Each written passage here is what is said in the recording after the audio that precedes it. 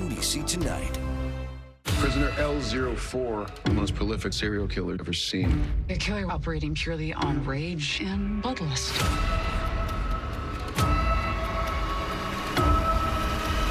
The Hunting Party, next Monday on NBC and Peacock. Kathleen was murdered, and that horse was the weapon. Sounds like a very elaborate way to kill somebody, you ask me. You want me to prove a horse is not guilty of murder? Just when you think you've seen it all, right? The Irrational, Tuesday on NBC and Peacock.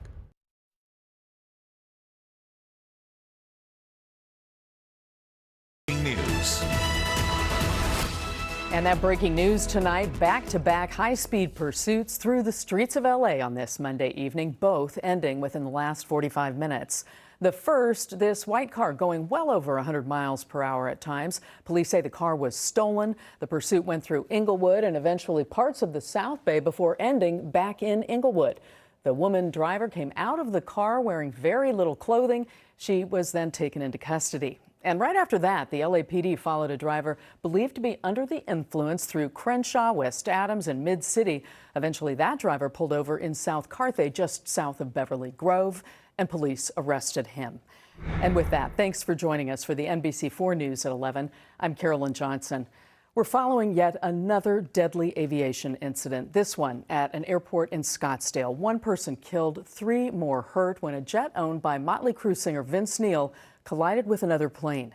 NBC4's Robert Kovacic is in our newsroom now tracking the developments and the video from that fatal crash. Robert. Carolyn, Vince Neil, the lead singer of that heavy metal band Motley Crue, was not on board, but his girlfriend and her friend were, suffering non-life-threatening injuries, we are told. Now, the surveillance video we're about to show you is the moment that Neil's private plane arrives in Arizona and the fatal collision that is now under investigation. Tonight, the NTSB on scene at Scottsdale Airport, trying to determine how this happened. We just had an emergency. Surveillance video shows a Learjet scraping the runway upon landing this afternoon, and then, according to the FAA, veers off the runway and slams into a Gulfstream jet. Our thoughts and prayers for the individuals on the aircraft. It's certainly a tragedy that occurred. The Learjet 35A was coming from Austin, Texas, and attempting to safely land when officials suspect something went wrong with the landing gear. It appears that the left main gear failed upon landing, resulting in the accident. The Learjet is owned by Motley Crue's Vince Neil, who was not on the plane, but his girlfriend and her friend were. In a statement, a representative says Vince Neil's thoughts and prayers go out to everyone involved and is grateful to first responders. JetPro tells NBC4 in a statement there were no injuries on board their Gulfstream that was parked on the ramp, but external damages were sustained to the aircraft. Now, right now, as we wait to learn more about the person killed and 2 critically injured, after deadly aviation incidents in Washington, D.C., Philadelphia, and Alaska, Scottsdale is now the 4th in less than 2 weeks.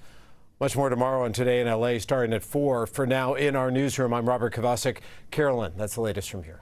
All right, Robert, thank you. And now turning to our weather, we are tracking the strongest storm of the season so far, this one capable of producing mudslides and flooding. Of course, it's a very different sight for us this evening as we look from the Port of Los Angeles. David Bigger is here now to time it all out for us. David. And Carolyn, here's what the weather system looks like right now. On the satellite and radar way off the coastline, you can see this big plume of moisture that's starting to organize. And eventually this will be working its way toward our region. But we do have a day before it arrives, and that's a good day to get some preps in. And the reason why you need to make some preparations, especially if you're near any of our burn scar areas, is because we're looking at getting about 1.5 inches to 3 inches of rain with this spread out over about really a 2-day period, although there will be one intense day, and that'll be Thursday.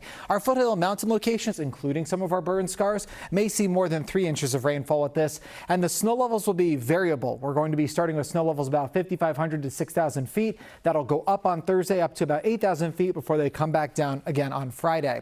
Now, Thursday, as I mentioned, will be the day with the heaviest rainfall across the region. We'll see plenty of rain on Wednesday as well, but for Thursday, we have a flash flood watch that's been posted. It starts at 1 p.m. and in the afternoon carries through the overnight hours into early Friday morning. Moderate to heavy rainfall can create excessive runoff. We'll have some flooding concerns across the region, and there is the possibility